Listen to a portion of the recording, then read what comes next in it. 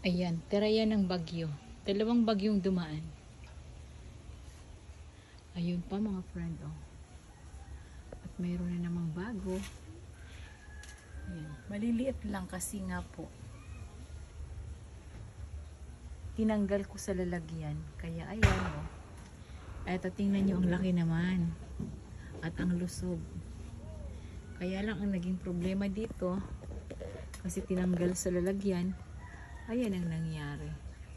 Ayan, bulok yung nasa unahan. Yan. Pagkaganda-ganda.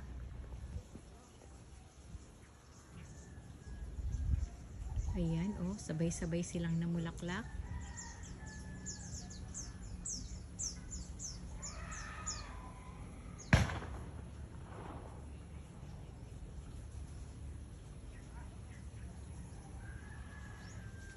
Ang ganda, no?